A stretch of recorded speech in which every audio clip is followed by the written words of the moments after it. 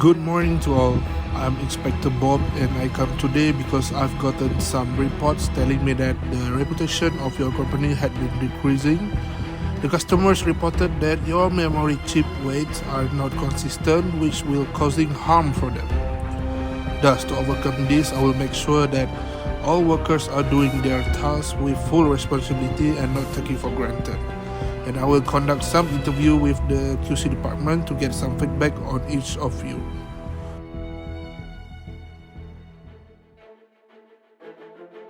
So, I start the interview with the boss of the department itself, Madam Felly.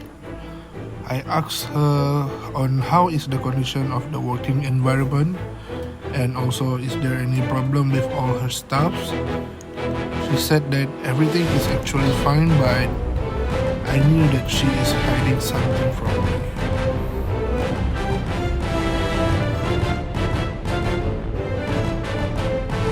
Then I interviewed both officers, start with Miss Felyiana, which seems to be a chill and hardworking looking person. She explained her part in detail and all good. But for the second officer, Mr. Azly, I found that he's not being serious during the interview, which means he might be the cause of the inconsistency of the memory chip weights, thus making the reputation of the company become bad. And I also showed him there is a CCTV video showing that he is not around in the office during working hour. So I asked him, but he refused to answer me.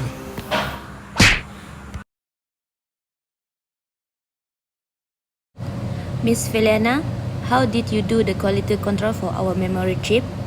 To ensure the quality of the memory chip, I prepare a tally sheet, which is used to record and track the frequency of data values. Here are the steps I follow. First, I identify the range of the weight data collected during the Monday first shift and continue with the other shift. Second, I calculate the cell interval and the number of cells. For our analysis, I use a fixed interval of 0.07 grams, which gave us a total of 15 cells. Lastly, I counted the frequency for each cells and marked it using tally marks. Alright, Felyiana, nice. Sounds good. What did you do after preparing the tally sheet? After that, I created a histogram to analyze the distribution based on the tally data. Here's how I did that. First, I calculate the midpoint value for each cell. Then, I determine the lower and upper boundaries of each cells.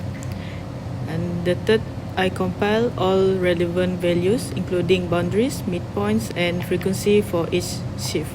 And finally, I plotted the histogram and analyzed the pattern in the graph to detect any inconsistency or variation. Excellent. I appreciate the detailed explanation, Felyiana. Keep up the good work. Thank you, boss. I will.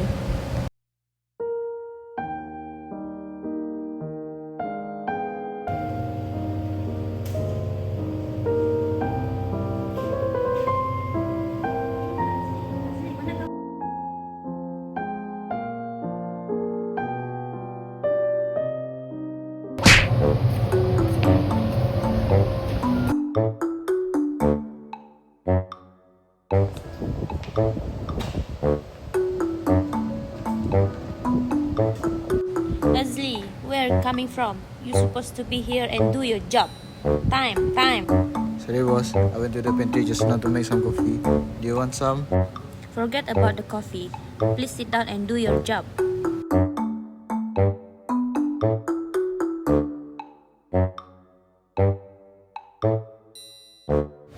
Azly, you are playing games again. You're supposed to do the control chart. The company needs your chart because the last chart you sent me looked messed up.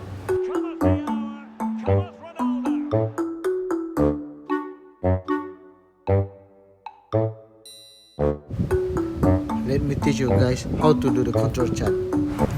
There are two different types of data arrays for control chart, which are the variable data, continuous measurements, and attributes data, discrete counts.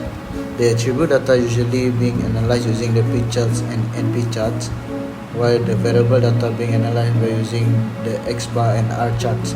In this video, we will go through the X bar and R chart. To construct X bar and R control chart, we need a set of subgroup with a fixed number of samples. Then we determine the grand mean, often denoted as X double bar, and also the range average, often denoted as R bar. By using these two values, we can find the control limits for the chart. When plotting the X bar and R chart, make sure to include the center line and control limits. These are the example of X bar and R chart. Boss, why do we need to do the quality control on this memory chip weight? Oh yeah, what are the importance of quality control for this memory chip weight? Actually, it's super important. Even a tiny difference in weight could mean there's a defect, like a missing component or excess material inside the chip. These chips are used in space mission, so they need to be 100% precise and reliability. Quality control helps us catch these issues early before the chips get installed, and reliability testing makes sure the chips can handle harsh conditions without failing. One small error could lead to mission failure, and we definitely don't want that.